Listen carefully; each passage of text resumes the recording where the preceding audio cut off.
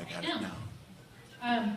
Wanted to say thank you to all of you for being here, and also to Sun Valley Company for hosting us. Our dad loved Sun Valley Company through and through, from the day he got here in 1971 and lived in Warms until these newer buildings, like this gorgeous one that he loved to have lunch at. So this is the perfect place for us to celebrate him. Thank you. Okay, I think we're going to start with the poem first. So we're going to share a Robert Service poem, and it was our dad's favorite. And if you knew him, you've probably heard him recite this by heart. It's Sam Magee, or it's called The Cremation of Sam Magee. It's a little morbid, but we must share it with you all.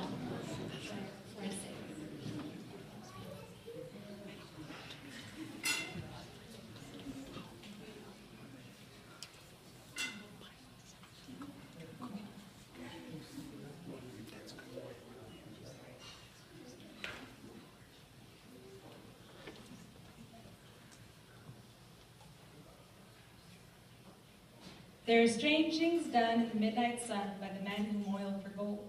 The Arctic trails have their secret tales that would make your blood run cold. The northern lights have seen queer sights, but the queerest they ever did see was the night on the marge of Lake Labarge I cremated Sam Magee. Now Sam Magee was from Tennessee, where the cotton blooms and blows. Why he left his home in the south to roam, the pole God only knows. He was always cold, but the land of gold seemed to hold him like a spell, though he'd often say in his homely way that he'd sooner live in hell.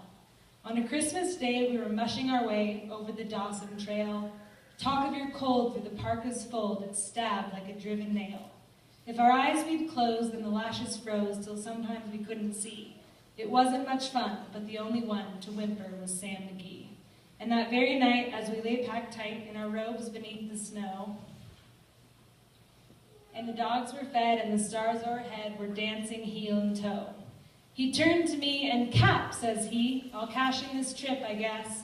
And if I do, I'm asking that you won't refuse my last request."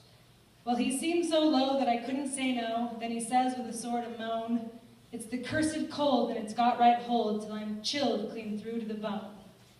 Yet 'tain't being dead, it's my awful dread of the icy grave that pains. So I want you to swear that foul or fair, you'll cremate my last remains." A pal's last need is a thing to heed, so I swore I would not fail. And we started on at the streak of dawn, but God, he looked ghastly pale. He crouched on the sleigh and he raved all day of his home in Tennessee. And before nightfall, a corpse was all that was left of Sam Magee.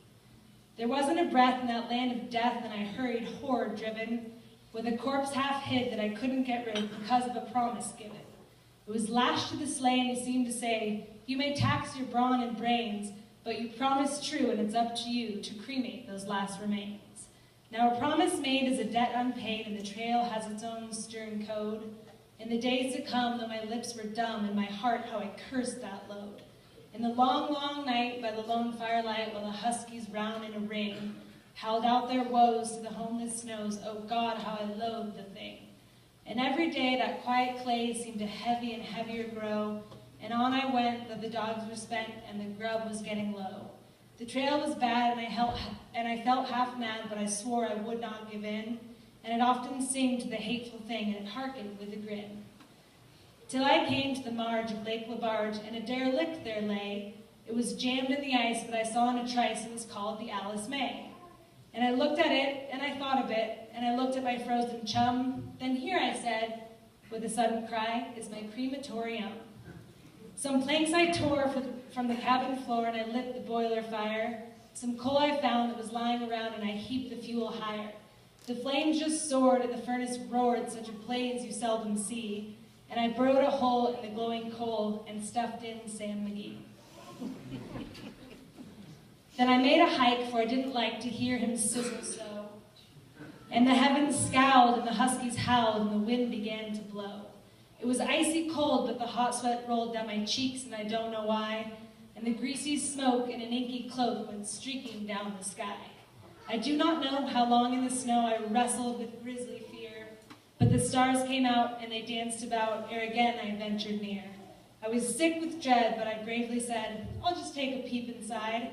I guess he's cooked and it's time to... I looked, then the door I opened wide. And there sat Sam, looking cool and calm in the heart of the furnace roar, and he wore a smile you could see a mile, and he said, please close that door. It's fine in here, but I greatly fear you'll let in the cold and storm. Since I left Plum Tree down in Tennessee, it's the first time I've been warm.